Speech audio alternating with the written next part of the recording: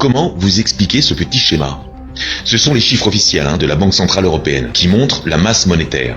Le gros cercle à gauche, là, ce sont les chiffres qui sont écrits sur nos comptes en banque. Le petit cercle à droite, là, ce sont les billets de banque et les pièces. Vous voyez où ça coince ou pas ? Ça, là, c'est plus de 95% de la monnaie. Ça, là, c'est moins de 5% de la monnaie. Comment les banquiers ont pu écrire autant de chiffres sur nos comptes avec si peu de vraie monnaie ? À quelle autre occasion un banquier peut-il écrire des chiffres sur des comptes juste comme ça avec son clavier ? La réponse à cette question se trouve dans la réponse à une autre question. Et c'est ça le grand secret que vous allez découvrir aujourd'hui. Quand vous faites un crédit dans une banque, pour acheter une maison par exemple, et que le banquier écrit sur votre compte les 100 000 euros que vous lui avez demandé de vous prêter, avant d'être sur votre compte, ces 100 000 euros, ces 100 000 unités de compte qui vont vous servir à vous acheter votre appartement ou votre maison, où étaient-ils ? Où étaient les 100 000 euros qui sont maintenant sur votre compte ?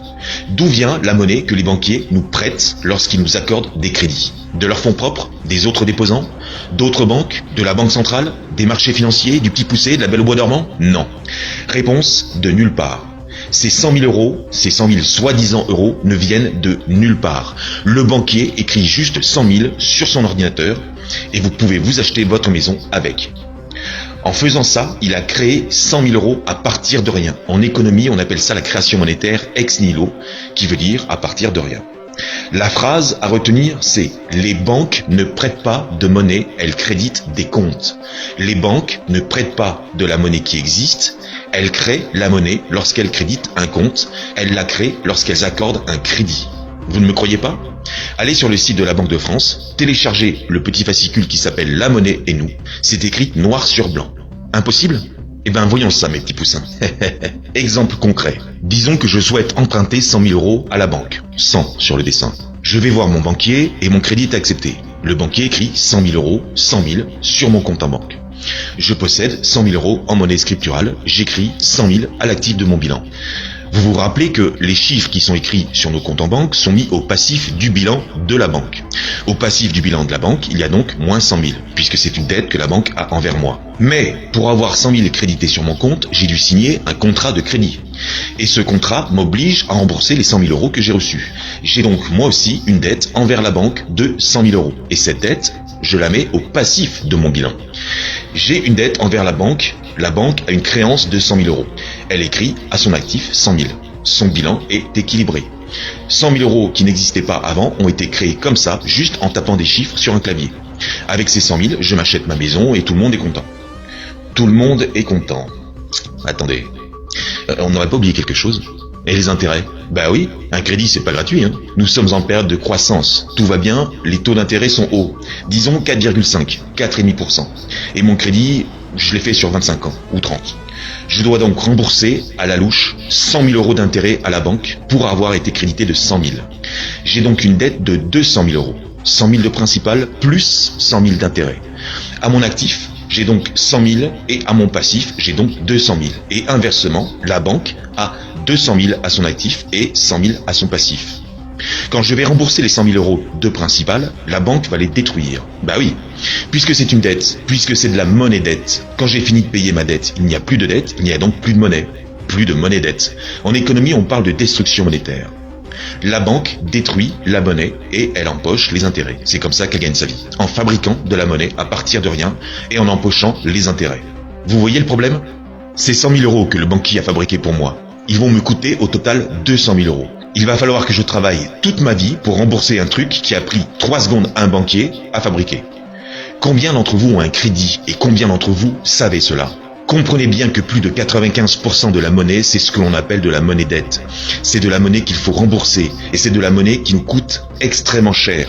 Et le plus important à comprendre, c'est que c'est de la monnaie qui, à terme, va être détruite. Seuls les intérêts restent.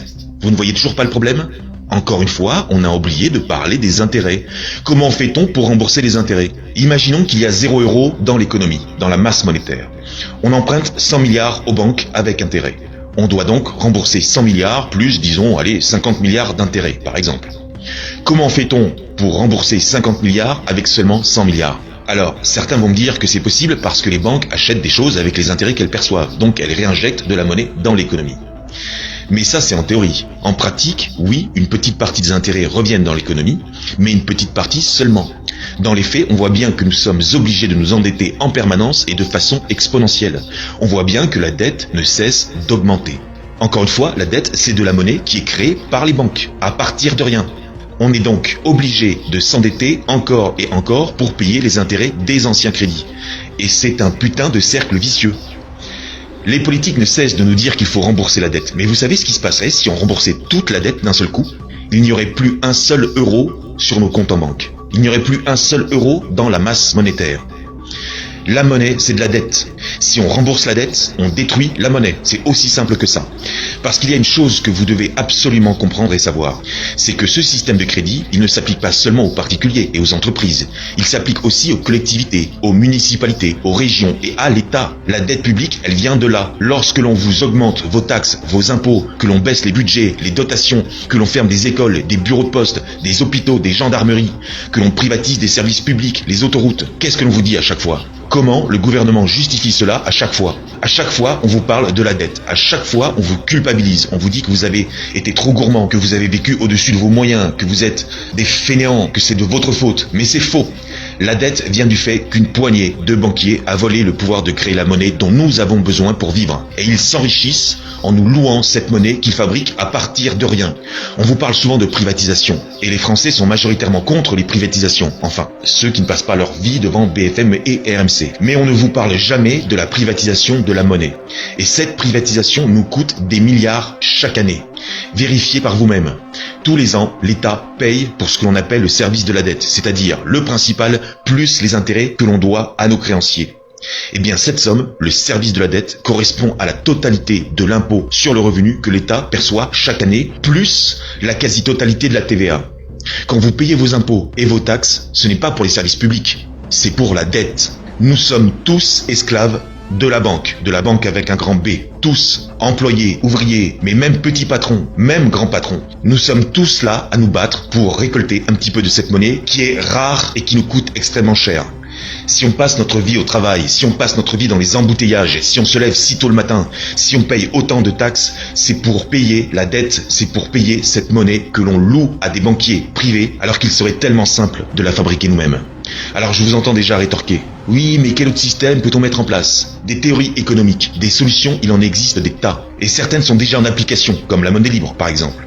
Cet été, les Suisses ont bien failli réussir une petite révolution en réformant le système bancaire, leur système bancaire, avec ce que l'on appelle l'initiative monnaie pleine, qui s'inspire d'une théorie économique qui prône le 100% monnaie centrale, c'est-à-dire qui interdit aux banques commerciales de créer de la monnaie. Il y a son équivalent en France, avec le mouvement Monnaie Juste. Est-ce que vous en avez entendu parler ? Est-ce que dans les médias, est-ce que BFM vous a parlé de l'initiative monnaie pleine suisse, un référendum qui a eu lieu cet été? Non, personne n'en parle. C'est le sujet tabou, c'est le sujet qui n'est jamais abordé dans les médias ni nulle part ailleurs. Le mouvement des Gilets jaunes est un mouvement extraordinaire. C'est la vraie France qui se réveille, son peuple. Vous êtes en train de montrer au monde entier l'âme de notre pays, de son peuple. Nous sommes français, ça vient de franc qui veut dire libre étymologiquement. La France, c'est le peuple des hommes libres. Les Gilets jaunes se sont spontanément rassemblés sur la question de la taxe sur les carburants. Puis, les revendications se sont affinées, structurées, sur des points évidents et de bon sens.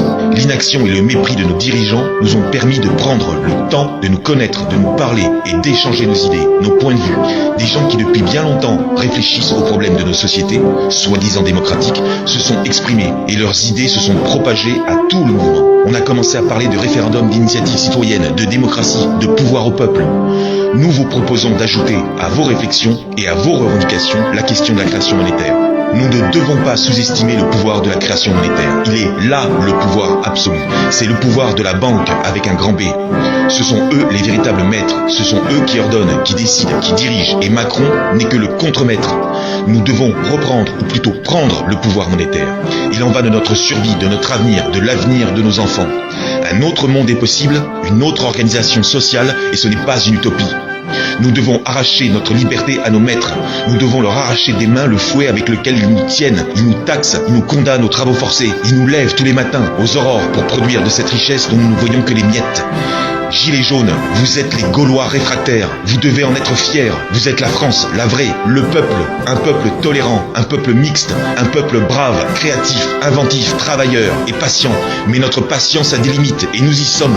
Nous allons montrer au monde entier ce que nous sommes. Comme dans le passé, encore une fois, nous allons servir d'exemple. Nous allons nous libérer. On compte sur vous. Nous comptons sur vous. Vos enfants comptent sur vous. Vos anciens comptent sur vous.